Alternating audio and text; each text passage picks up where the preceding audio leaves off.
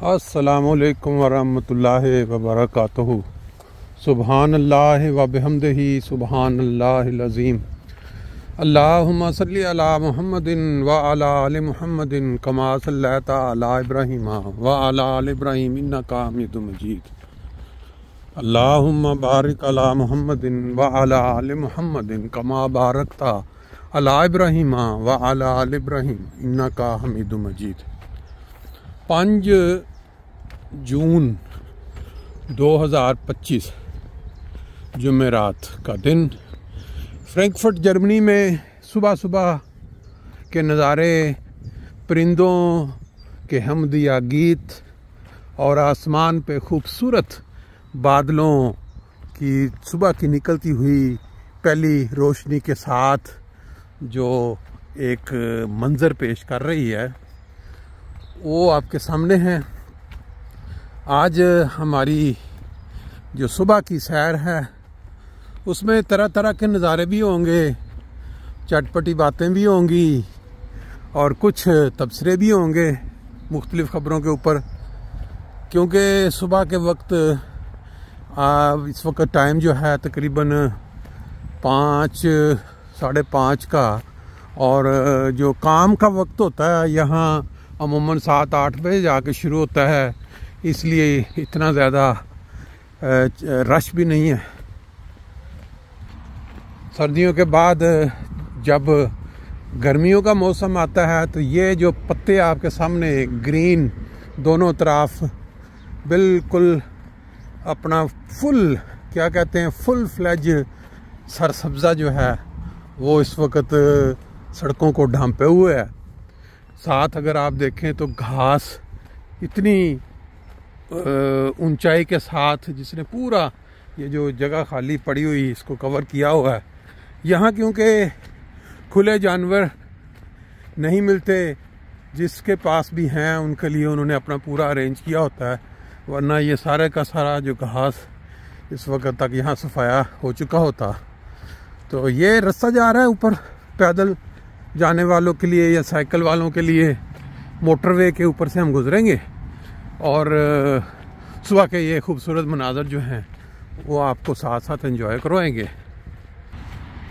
Motorway को cross करने के लिए ये जो सड़क की ढलान है ये ठीक ठाक ऊपर की तरफ बनाई गई है चढ़ने के लिए, जैसे पुल पे चढ़ने के लिए सीढ़ियाँ होती हैं, और मोटरवे के ऊपर जो पुल होता है वो काफ़ी ऊंचा बनाया जाता है ताकि वहाँ से ट्रक भी गुजर सके।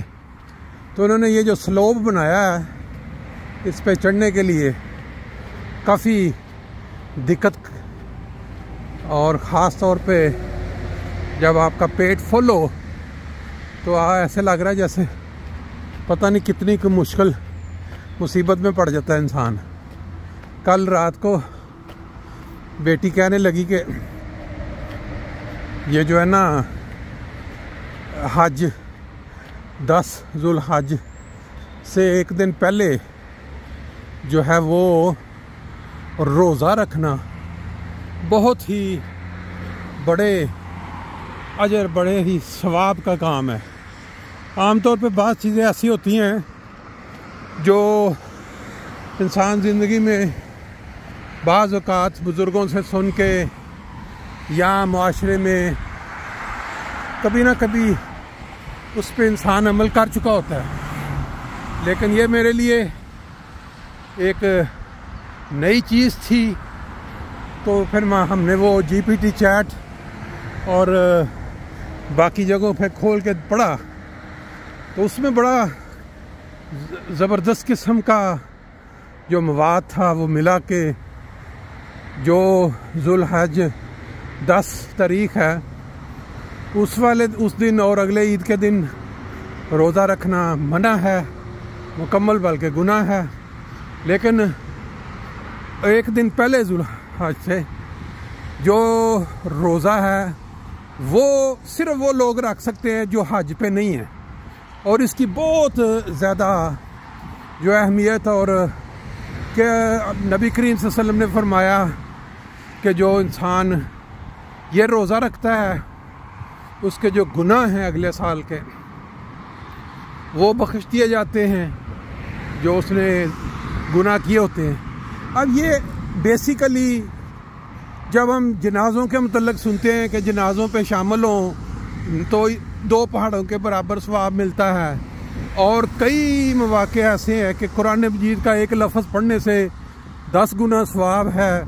ये चीज़ें इस तरह की जो सवाब के मतलब हम पढ़ते हैं या सुनते हैं, ये जो बज़ाहिर लग रहा है वो कॉमन सेंस जो कहती है कि उसकी जो सवाब या जो अजर है वो अगर नबी करीम सल्लल्लाहु अलैहि वसल्लम के अल्फाज में बयान हुआ है तो यही है कि इंसान नेकी के, अच्छाई के जो मौक़े हैं उसको कैश करवाए।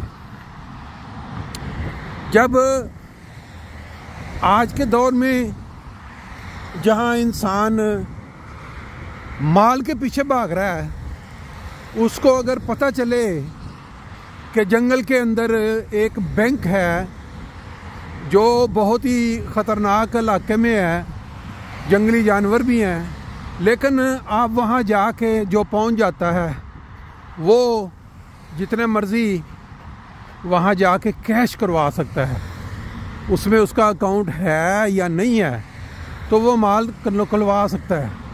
तो कितने इंसान हैं जो स्ट्रगल करेंगे, कोशिश करेंगे, मुकाबला करेंगे जानवरों का कि हम वहाँ पहुँचें और जाके माल निकलवाएं।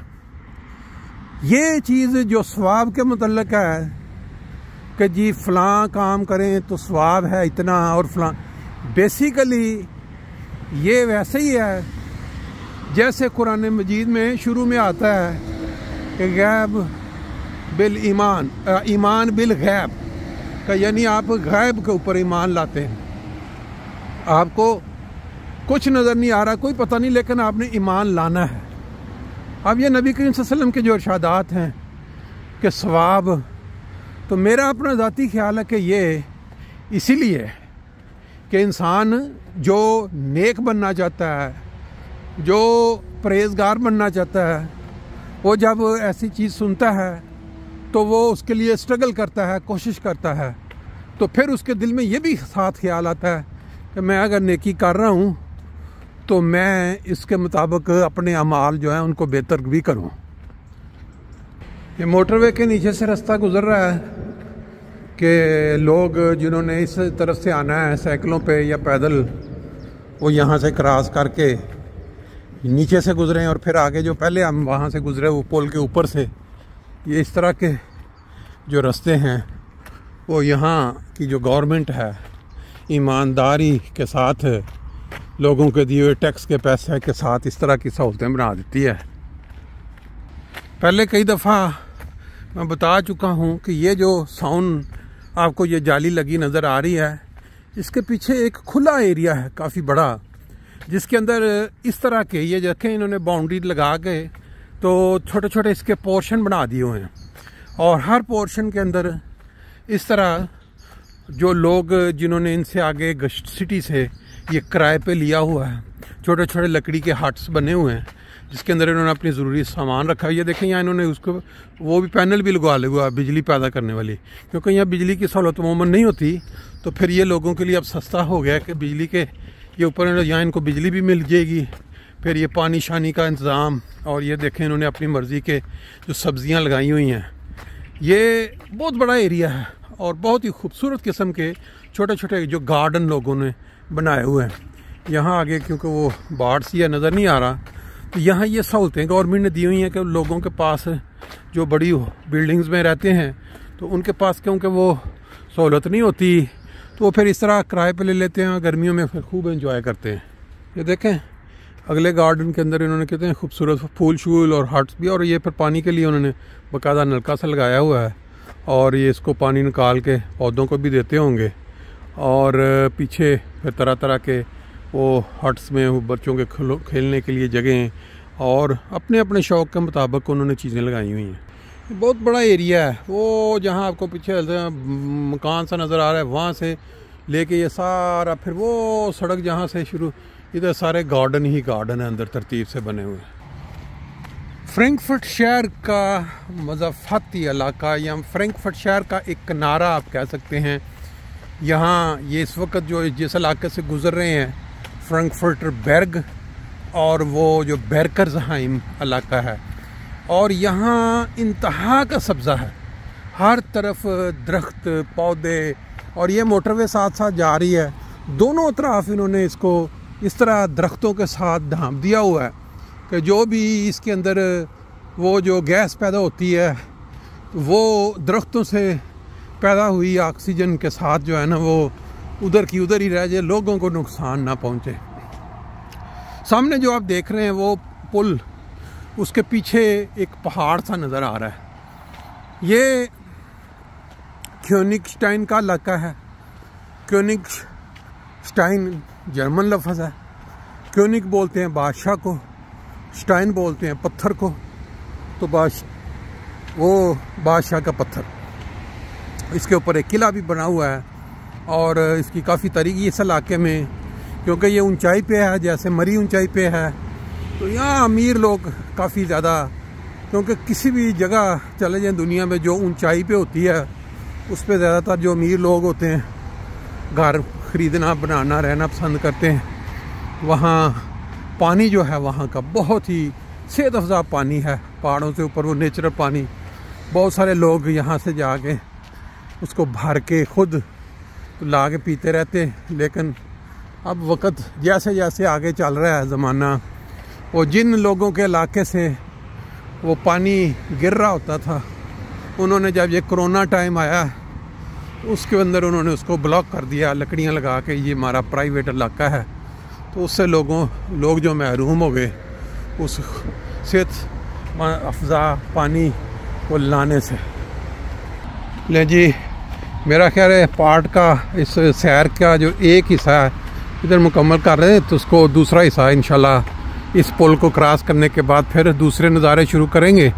सामने आपको नज़र आ रहा है कि एक फाख्ता जिसको हम वो एक कबूतर नुमा, कबूतर ही कह सकते हैं, क्योंकि यहाँ ज़्यादातर कबूतर हैं जो इस तरह उड़ते फिरते हैं। ये भी जब हम करीब पहुँचेंगे ये डिस्टर्ब हो गया जी।